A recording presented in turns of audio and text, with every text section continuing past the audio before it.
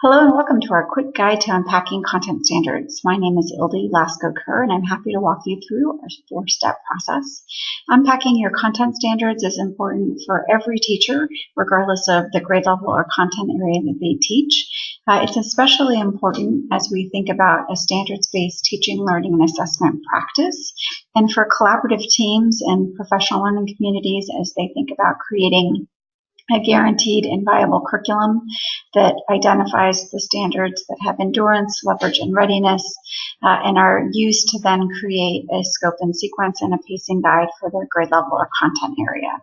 Today we're going to focus on English language arts and mathematics, but this skill and these steps can be applied to any content area or grade level. And before we get started, I want to show you a few resources on the Department of Education webpage that are important for teachers in doing this work. So if you go to azed.gov and go to the academic section, you can see the K-12 standards tab where they have all of the content standards that have been adopted for the state of Arizona. We're going to focus on English language arts and mathematics, but again, you can see that there are content standards for a variety of subject areas. And each of these standards has a different amount of resources and support materials for teachers to look into. You can see the English language arts standards has both a glossary of terms and anchor standards and are described by the grade level bands and also able to then dive much more deeply into the materials that are available here. If we go back to the mathematics standards, you can see that the resources for teachers here are also by grade level band, but you can see important documents like content area emphasis documents that help teachers really hone in on the areas of emphasis in the content standards, and then implementation support materials, which take you to other school districts' curriculum resources that are publicly available. The second tab is the Assessments tab for AZ Merit, and we'll be referring to the materials that you can find here throughout our process. So under the Assessments tab, you can see that there's a variety of resources, and if we go to the Classroom Resources option, again by grade level band for the state assessment, you can see the different resources that are available. If I select one of these options, we're going to hone in on the item specifications document, which helps to provide additional resources and information for the grade level. One of those up, and so that you can see in the item specifications document, this is the full set for all grade level and content area. We're looking at grade 11 English language arts. But the structure is the same. You can get a sense of the blueprint for the assessment, the depth of knowledge that's required on the state assessment, and the type of item formats and guidelines that are used. The item specifications documents are actually used by the item writers for the assessment, and so they're really helpful in planning for instruction, designing lessons and assessments, and then just all around having a deeper understanding of how the standards are assessed in our state. You can see the blueprint describes the percentage of the standards that are assessed on the state assessment, including the writing and language standards, which are incredibly important to remember when we think about English language arts. We are not limiting ourselves to just the reading standards. Also provides an idea of the percentage of the tests that will be made up of each of the different depth of knowledge levels, 1, 2, 3, and 4. And also then again provides item format so that you can see how those standards will be assessed. The item format section will be very helpful when you think about creating student-friendly learning targets and success criteria. So let's hop into the process itself. So the first step in understanding and unpacking content standards is for the teacher to really understand the standards from the language as it's directly written by and approved by the State Department of Education. So we're going to look to the standard directly to identify the knowledge and skills that are needed to be taught.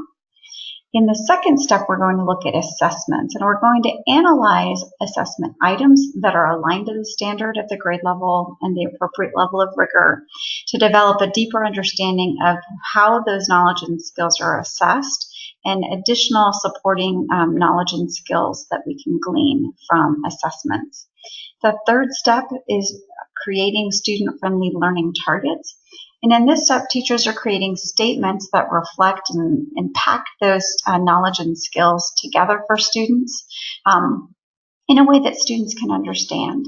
And the last step is that teachers really thinking about the question, how will I know that my students have learned it, will create success criteria. And success criteria are always linked back to your learning targets and essentially describe anything that you can have a student say, do, produce, or create in practice or on an assessment that shows you that they've met their learning target. So when we think about step one, we're going to use the standards, and we encourage you to use that item specifications document because it incorporates all of that, including the standards themselves. When we get to step two, we're going to ask you to look at item specifications as well as any of your formative, summative, or benchmark assessment items that you might have in your benchmark tool like Galileo, any of your instructional resources that you use, and then also the Hess matrix to help you determine the level of rigor of the sample items that you're looking at. In step three, we're going to ask you to unpack that embedded knowledge of the standard and package it back together in a way that makes sense to students, to you, and to your administrators. And then that last step, again, is describing the performance that demonstrates students are learning the target. And you can think about this as sort of the pathway to success. Be sure that that language and that criteria aligns back to the standard itself and the grade level rigor. And you can ask yourself as a check, can students and teachers determine if students are doing well based on these success criteria that you've created? We have a quick little template that gives you an overview. So you're going to put your grade level and subject area, the standard that you're working on, and you should completely write out the full language of the standard, not just the abbreviated code here, because you want to make sure that this tool is really helpful and useful to you. And it's important in the standard analysis section where you're using the knowledge and skills, you're going to pull that directly from the language of the standard. You can see that in step two, we're going to expand our knowledge and our skills understanding. It's also where we're going to identify the level of Bloom's taxonomy and the depth of knowledge that we're asking students to perform. So these two steps are really important to make sure that in instructional planning and in our own assessments that we're engaging students at the appropriate level of rigor and depth of knowledge. You can see that student-friendly learning targets and success criteria have a one-to-one relationship. So for every student-friendly learning target you create, you'll establish the success criteria that you'll use to measure them. This resource then will be used in your instructional planning, both as an individual teacher and as a collaborative team member to think through your guaranteed and viable curriculum. And we have a couple of examples, one from every grade level band. So for an elementary school example, you can see that we're looking at second grade English language arts here. The standard is second grade reading literature standard 9, and this is the full body of the standard. And from this language, we can pull out the knowledge, which you can consider are the nouns in the standard, and the skills, which are the verbs from the standard. You can see there's a one-to-one relationship between the knowledge and the skills based on the language of the standard. In the step two, this information comes from looking at the item specifications document as well as sample practice problems or assessments to help identify additional knowledge that students have to leverage and additional skills that students have to deploy in order to be proficient in that standard. And you can see that simply stopping at the standard analysis misses all of this additional information students need to know and all these additional skills students need to apply to be successful. We want this tool to be useful to you, so you'll notice that we've got a note in this particular standard that describes a specific element that students have to be prepared to do, which is read 2 multi-paragraph stories independently. So feel free to make this tool useful to you by adding additional notes to help guide your thinking or just to make your planning easier. You can see this particular standard is at the level of analysis and level 2 skills and concepts for depth of knowledge. And our student-friendly learning targets at this grade level are written in I can statements. You can see the language of this particular learning target is easy enough for a second grader to understand and communicate. And then the success criteria that are associated really describe, again, the ways the student can demonstrate to you that they can identify details in two versions of a story that are the same or different. As we look at an example from 7th grade math, you can see the same structure. So again, the exact language of the standard is written up here. So we're not just limiting ourselves to the code, but the actual language of the standard. You can see the direct relationship of the knowledge and the skills to the relationship of the standard's language. In this example, you can really see how the assessment analysis provides a much greater depth of knowledge and an understanding of what students need to be able to do to be successful. And you'll notice that some of this knowledge is prerequisite knowledge or knowledge that spirals from previous grade levels and or standards, but nonetheless is really critical for a student to be successful in this particular grade level content standard, as well as the additional skills that students have to be able to leverage in order to be successful. And so this assessment analysis, again, provides a much more complex way of thinking about what students need to know and be able to do to be able to demonstrate the level of rigor of this standard. This is an apply on the Bloom's taxonomy level and a depth of knowledge to skills and concepts. Again, in 7th grade, we still have I can statements, but you can communicate these student-friendly learning targets in other ways if you choose to.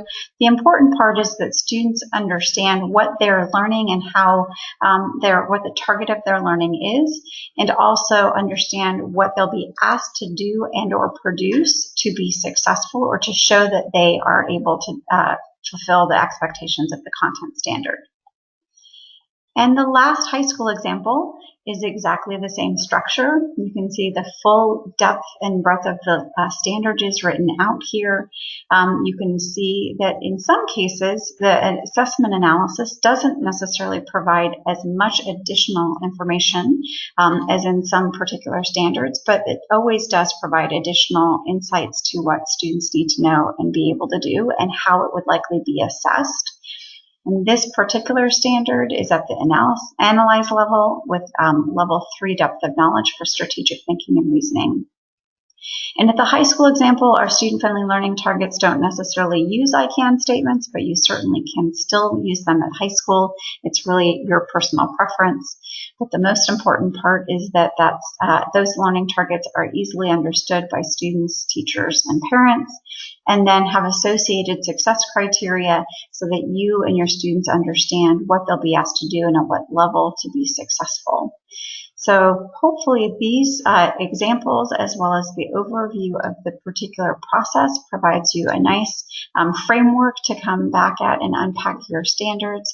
Again, these are resources that are important for classroom teachers at any grade level and content area so that you can effectively create standards-aligned lesson plans and assessments that meet the level of rigor and expectation of our grade level standards and prepare students to be successful on your formative, summative, benchmark, and state level assessments. If you have any questions about the step-by-step process, please feel free to reach out to your trainer and appreciate you taking the time today. Thank you.